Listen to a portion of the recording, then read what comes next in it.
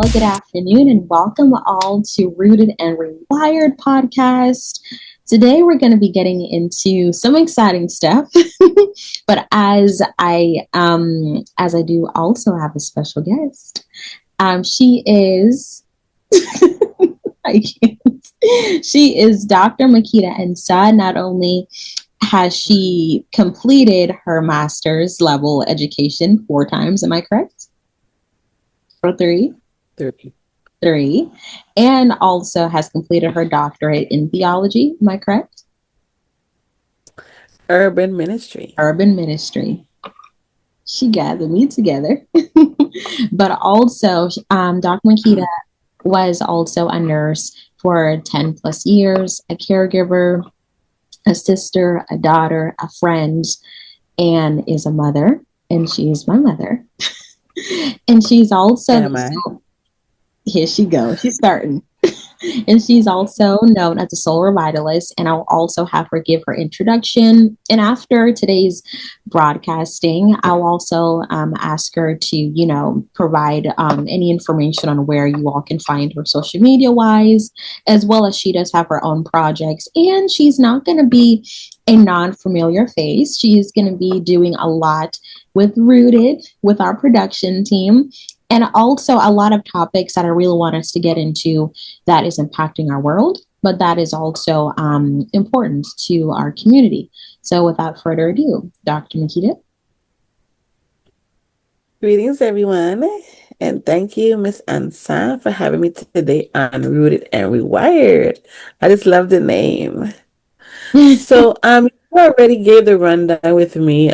So I'm really here to have fun. I love the arts. I love writing. I'm also a writer, author, an avid movie watcher, and series. I actually introduced Miss Ansa to the series we're going to discuss. So I'm really excited because this particular series is really rooted in our culture, in our way of life. Yeah. We can literally be the people in this series. And I love how where the writer takes us on this journey. So far, there's been 3 seasons. I will let you introduce the what we're talking about, but the writers has been doing a phenomenal job. That SK himself, my favorite writer, Stephen King, gave his stamp of approval.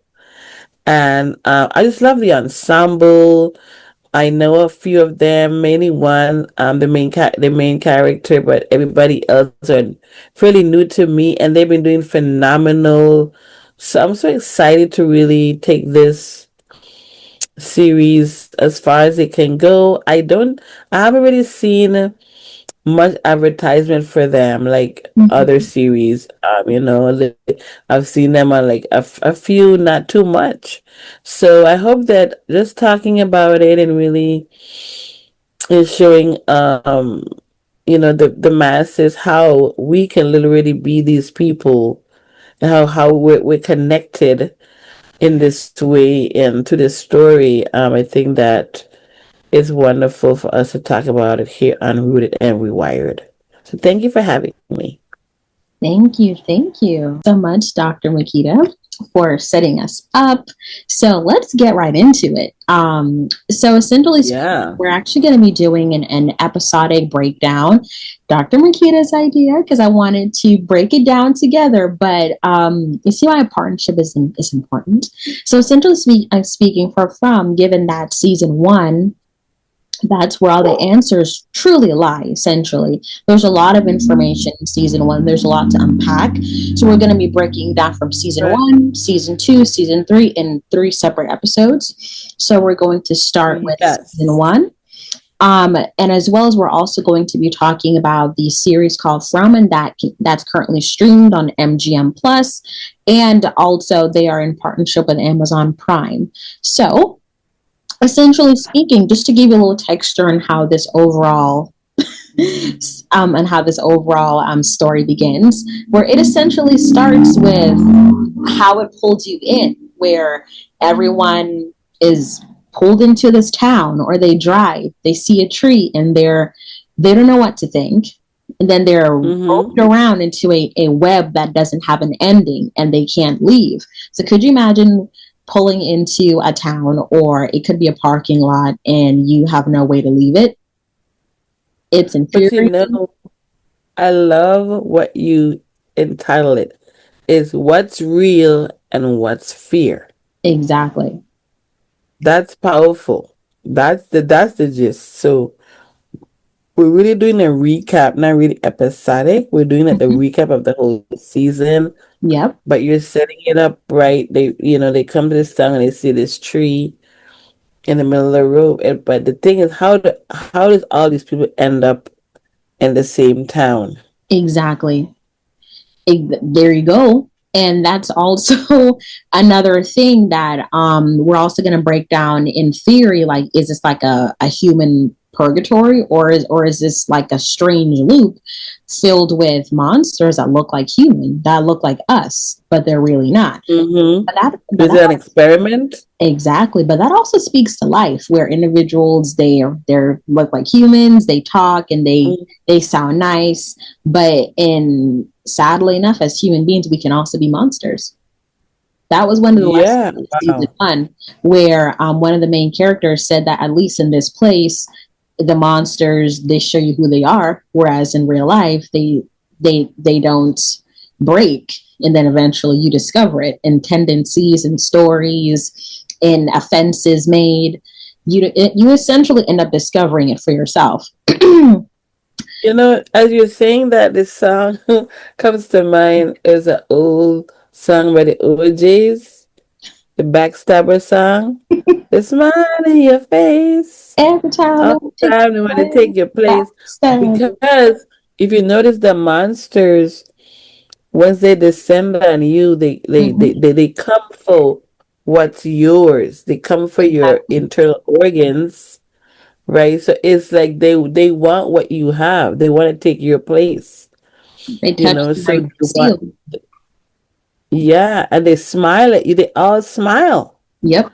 And you know, there's this one particular, I know he's like the main one, but they call him Smiley Face, right? It was his face along with Boyd, who is played by Harold Perrineau, is on the cover. I'm Yeah. like, what? This looks really weird. So he's smiling at you, but yet there's something else under there. Under there. Yeah. Absolutely. Yeah. So yeah, so go on. So they enter this nightmare. They enter this nightmare, and then once night falls, they all the monsters, they all come out in human like Wow. creatures that not only kill, but they also have a terrifying presence. But another thing that you want to really make sure, especially for the newcomers, if you're just coming on to this series and you're Hmm. just discovering exactly what this series is, there's a few things that you need to know. The talismans are the only means of defense, but it's also a temporary reprieve. However, no one knows who made them, no one knows why they work, and no one knows how and why they were put in this strange place. That's one thing Mm. to keep in mind. You know what? With those talismans, to speak on that real quick, when in the very first episode, when Jim and his family collide with The this other other car. car, Yeah. right? And they go down into this ravine and everything, and his son gets hurt. You know, basically they all get hurt.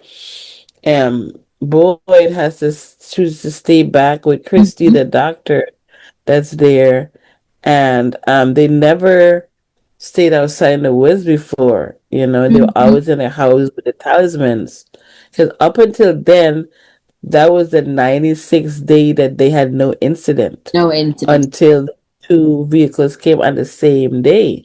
Mm-hmm. So, boy, I noticed Christy, you know, the daylight was going down, and you know, Kenny, the deputy, who played by Ricky Mm-hmm. Hay, phenomenal young actor, he's like, you know, we only have enough hours of daylight left, and he looked, and then boy, when they saw the injury of the Jim's son, he's Mm-hmm. like, Ethan, like, I mean, at a time he about 7 or 8 or something like that, Yeah. and this whole stick went through his leg.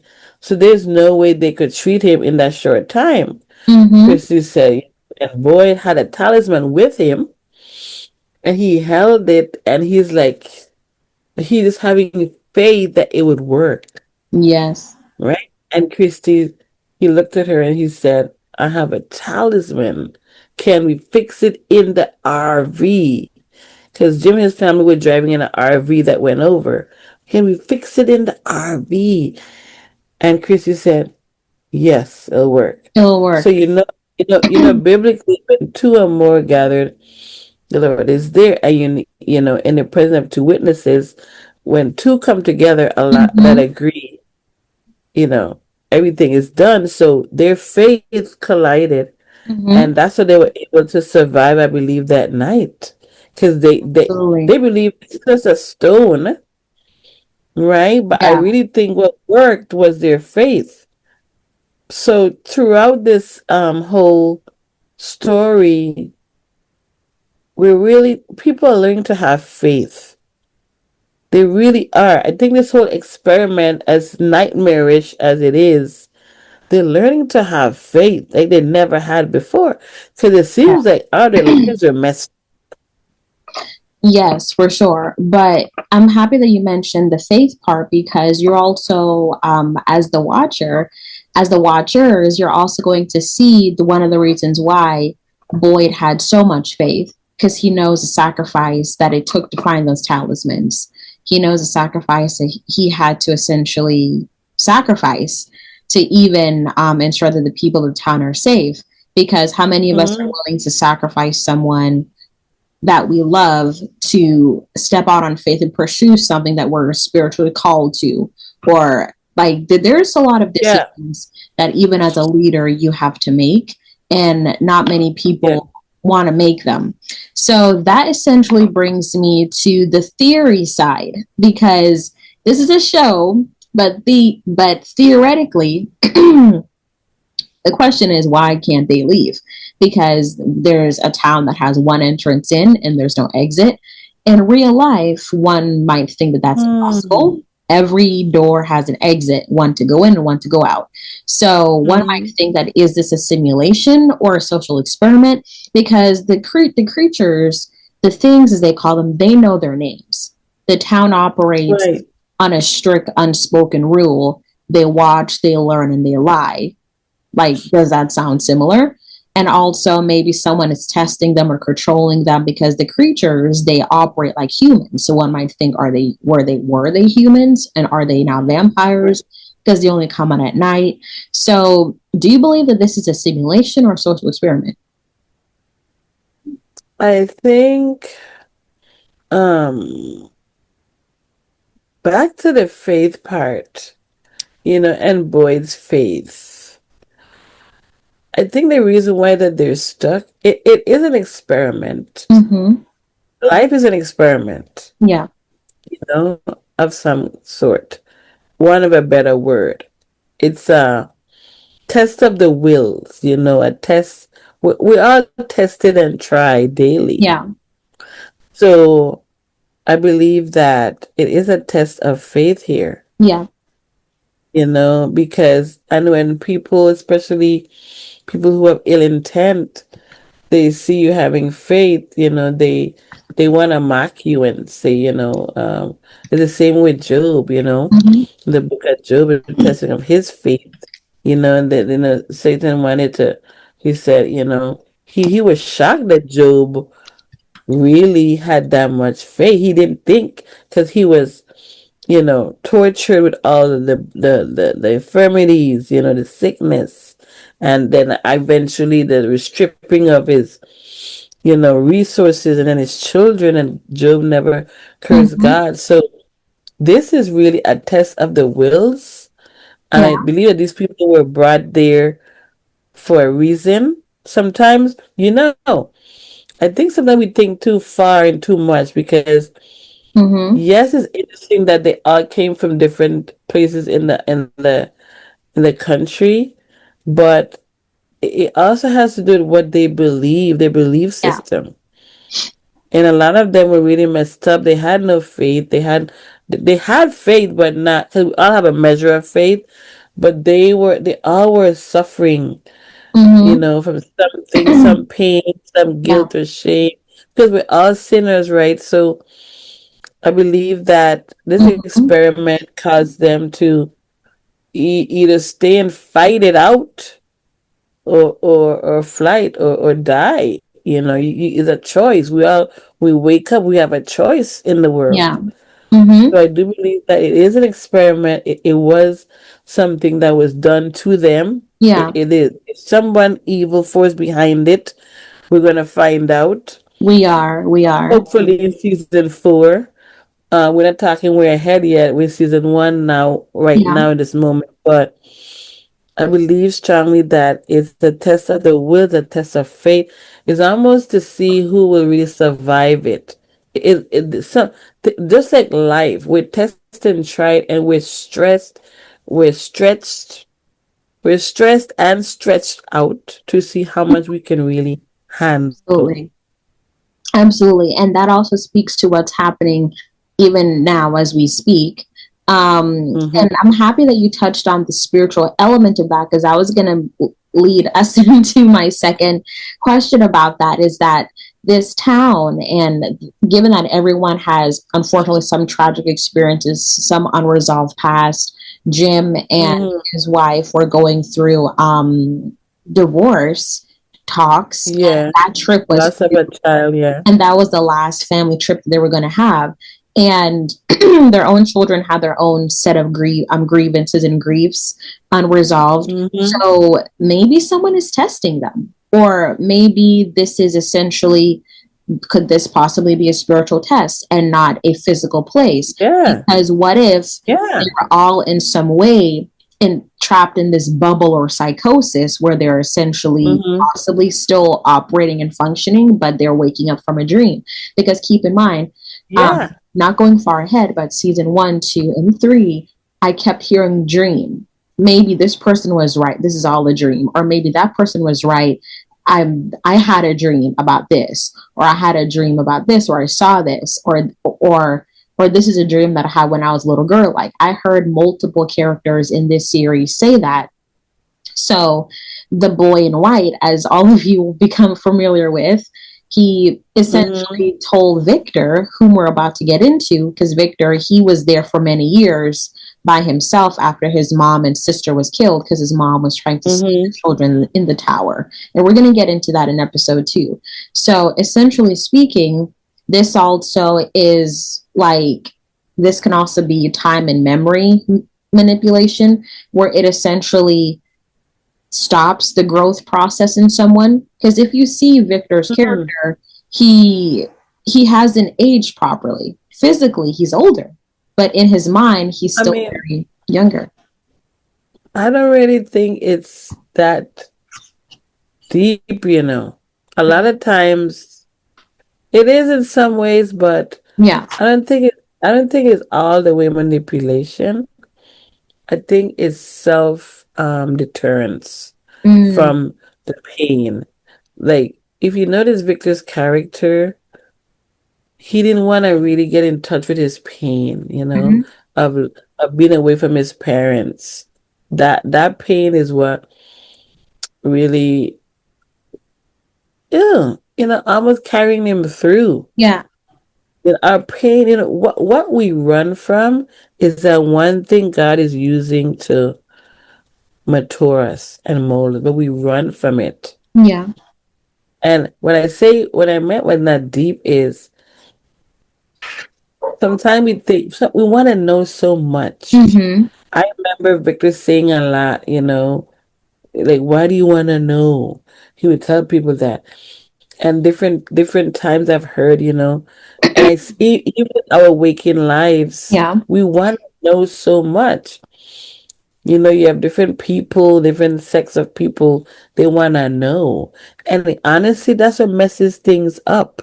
Because remember, if we go back to the original people, the original sin was wanting to know the knowledge of good and evil.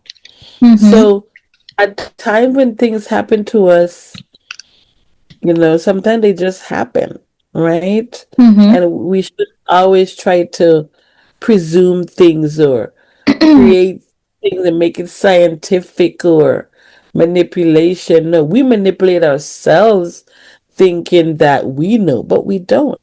Exactly. Because sometimes things happen to us in our past selves and we're not aware until an incident happens and then the memory comes back. Subconsciously, That's what this we whole relive them essentially. series is about. It's like Yeah, reliving because our memories are stored in our subconscious mind on and Kui. they're always Remember?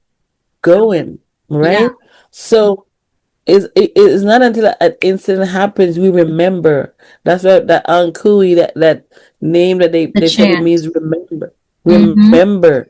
Yeah, So it's just making a lot of sense. It is everything is right there. Is very sensible if we stop trying to know too far mm-hmm. and if we remove the fear of feeling the pain. Because when you feel the pain and you go through it, there's nothing anyone can do to you. The fear is gone, so the Yeah. monsters will lose their power. You know, Yeah, and that's why Boyd's character is so profound. You know, I actually think that Howard should have won some award by now. You know, I know. because the way he goes into his emotional rants or his even he's screaming from the mirror, you know, was that in I season two? I'm know. not giving it away, man. No, that Yeah, was in so, season one. And then yeah, they went to so the diner scene.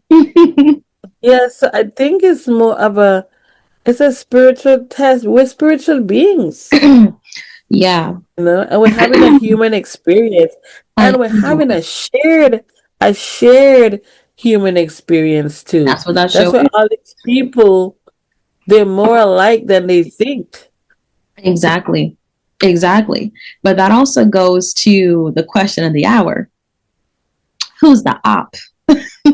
Who is Oh, the individual in that group that could possibly be on the opposing side? Where, because even in that place, as we know, because here's mhm. the thing, why is it that Victor survived all those years and nothing ever happened to him? It seems that he Because knows his so pain. much and his pain, so Yes. that's why he's probably still alive. But then you also have Sarah. She hears voices telling her to kill people. But then she said Mhm. that it's God's work. But the thing is, it's in actuality, it's a trap. That's one thing. And Jade, the multimillionaire who sold his business, living on a high life, literally, he sees symbols and he tries to understand how it's connected. Like, what's his Mhm. connection to the symbols? As we're later going to find out his real connection in season 3. But it's also something very poignant as to why he was chosen specifically to see these symbols up front in season 1 when he thought it was an escape route. Well, you know, Jim, I mean, not Jim, but Jim is an engineer, but Jade is also an engineer, right? Yeah. And engineers use a lot of symbols and Mhm. math. Yeah. So he's trying to solve this Yeah. Oh, he's a software rationally. engineer. So, but they use a lot of symbols Software in engineer. software. Yeah. Yeah. So he's trying to solve this rationally, right? Mm-hmm. So the symbols, yes, when we saw it, it's also the symbol at a hospital, you know, in the end of I think it's season two. In When the Tabitha Yeah, when in the end of Tabitha, you season know, yeah, 2. Yeah. yeah, I don't want to talk ahead.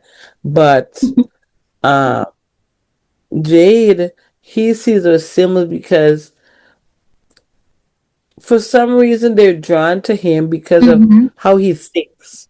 But they really have a meaning. They're a symbol of the entity that's putting them in this position, really. Mm-hmm. And when he solves that, and he may even have been one to help build that same hospital. Who knows? Who knows? And That's the thing. engineers build. So he may have seen that symbol in a past. And Yeah. sometimes in our subconscious mind, we forget and we block things out. And maybe his memory is starting to come back. So the symbols, even in dreams, when God wants us to know something, we get symbols, right? We Mm-hmm. get different signs. So his the dreams and these, but what keeps happening is for them to Yep. remember what happened, remember, because before we grow up as adults and we get into our careers and we're Yeah, busy, we forget a lot of things. we do. Sometimes most people want to forget the hard times, the pain, the suffering.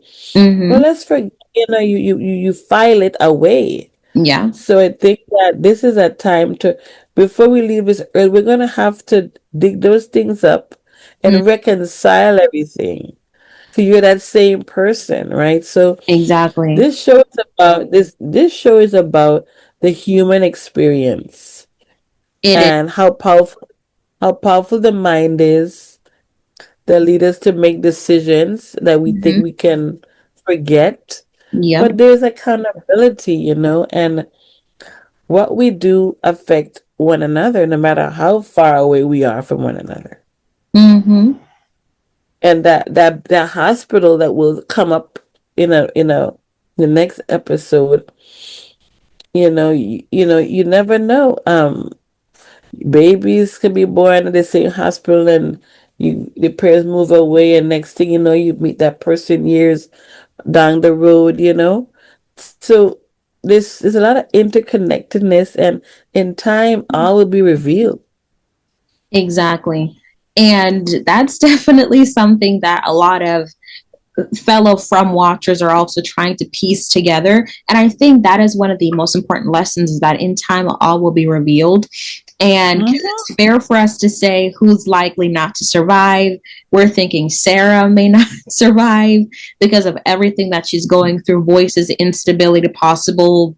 But there is a possible redemption arc because she regrets everything that she allowed that place to push her to do, and Yeah, that she also yeah. co-signed. So I'm probably thinking that she's going to die of a sacrifice, of a sacrificial act for someone else. Could I be mean, Boyd, could be the kid. she may, She may, she may, or she she may. may, she Mm, may very well. I mean, it's the most logical thing to assume, it is. It is. because she feels that, she has lost her soul there. She has blood on her hands. So if Exactly. I don't think she would mind. So that is something that can happen. But I do think that Boyd was right to keep her alive, to help her, Yeah, because she knows something. That was a very smart thing he did. Most people exactly. wouldn't do it, and then there goes your pathway. And that's Mm-hmm. also a way that, how we always tend to judge people for what they did, but everybody deserves a second chance. Even Moses Absolutely. killed someone. Moses murdered someone. He was used to deliver God's people. So Exactly. also another lesson there. It This is. whole show is full of a lot of it's a human It's a experience. human experience for sure. And to Yeah. definitely segue us into the wrap up, because this show is definitely going to psychologically put you in a place where you're really looking introspectively, but you're also seeing how saying certain things out loud, like a certain Mhm. situation can't break you, or this place can't break you. There's going to Yeah. there's going to be scenarios or actions or events that will definitely be a breaking point. But as you watch this Yeah. show, it's going to feel more relatable. Like it's going to feel real. Like, what would you actually do in this scenario? So it's going to really put you in a place where you're actually going to ask yourself those questions. Like, what would I do? Yeah. And one has to remember the words that they say. If you say Exactly. you can't break me, then just know that, you know, you won't be broken. You know, Mm-hmm. things may happen around you to weaken you. The loss of Mm-hmm. someone you love, a friend, whoever, a child, a parent, which is what is happening in this show. People are Exactly. losing their parents, their children, their friends, These things can take a toll on the human spirit. And break them. See again Yeah, and break you. But the thing is, once you understand, remember, boy was in the army, he saw someone die. ex-military. Mm-hmm. So it's coming full circle. But the thing is, life, death is a part of living. It's a full circle Absolutely. process. And, I think that it's really, it causes you to reflect, Yep. you know, A reflection for sure. on your own life and how we respond to people. Because when night comes, you can see someone in the day, smile at them, talk to them, and when night comes, that may be the end of it too. That may be the end. And that also is the best marker for the ending of our first episode, because season 1 raised the stakes. It cracked open reality and left us asking, Yeah. is this a punishment? Is this the worst game of Saw? Where's Jigsaw at? Is this the worst game ever? Or is this something even worse? So on the next time that we tune in, we're also going to get into season 2, where we have the arrival of new characters, some new characters that already are coming in knowing things that they possibly should know, or they're a little too comfortable. If you catch my drift, they're a little too comfortable with this place, or they're able to adapt more. And Tabitha's character, she's going to be having and essentially reliving in real time the ghost of children, which unfortunately she already lost a child, and that grief, that's essentially unresolved grief. But in this case, this is essentially going to, and ironically, she has to save children, but unfortunately, she couldn't save her own little baby in real life, and then she has 2 other children that she hopes to save. So that, because now she's aware. Exactly. Now she's aware. Exactly. In the beginning, the very, very first episode, she was lying to her son and saying monsters aren't real, telling him stories. So she was living. She wasn't being real. She wasn't. And then she was pretty much blocking her children from reality. And I think that is the greatest mistake that one can ever make, because hey, if life is real and if Santa Claus is not real, I hate to break it to you kids, but someone just put the presents under that tree. I'm sorry. And to really end and take us into season 2, and I think this would go through the whole season, the whole show, is that life is real. We're having a human experience, and it doesn't matter where you come from. Life is gonna be basically the same for everybody. It's just different area codes, nationalities, languages, as you all are going to see. I love the diversity. So we're going and the best thing is for us to come to really work as a team, and utilize one another's gifts and ask questions, and so we can piece the puzzle together. Because that's the only way how we're going to get home. So we can not only survive, but really, overcome these challenges. Yes, ma'am. Oh, yes, ma'am. So, Dr. Makita. Okay. I'm here for it. So listen, ladies and gentlemen, for the kids, for the people in the back, please stay tuned for episode 2 and 3 of our season 2 and season 3 recap. And please know that Dr. Makita is going to be here for more discussions and topics: financial literacy, mortgage, is the American dream real?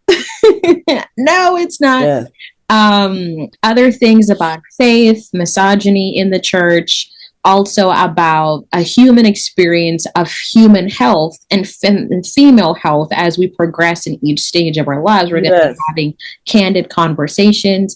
So please stay tuned. But most importantly, please subscribe to Rooted and Rewired on Substack. And on YouTube, Rooted and Rewired will be published under Rooted with Aiysha as an extension part. So, and also please drop your wildest from theories in the comments, and let's please give this video a like, so that way show us some love. Come on, ladies and gentlemen. But yes, please comment up, so that way we can make this a group experience as we try to not only take away from the show and how we can apply it to our real lives, but also how we can Yes. also look at it from a non-theoretical approach, because this could happen to anyone. You could go into a door, Yes. not know if you're going to come Mm-hmm. out of it, or you can experience a life-changing event and not knowing how you're going to endure and come out of that. So it's all about Yeah. going back to your from, your why, and how do you Yeah. get back to your safe space? How do you get back home? Yep. Yes, ma'am. Yep. So thank you so much, Dr. Makita. Looking forward to episode 2. And you stay safe and stay blessed, everyone. Thanks for thanks for having me. And you can find me on Substack at The Soul Revivalist on Substack and on YouTube, Dr. Makita, The Soul Revivalist. Thank y'all for watching. Thank you for having me, Miss Thank Aiysha. you. Thank you. Oh my God. Yes, guys. Thank you, Mom. Oh my goodness. Oh, yes, Mom. Oh my goodness. And yes, then I'll have all of Dr. Makita's links in the description, so that way you all can be able to go on it and make it happen. And I'm so excited. And thank you all for watching. Bye. Bye, everyone.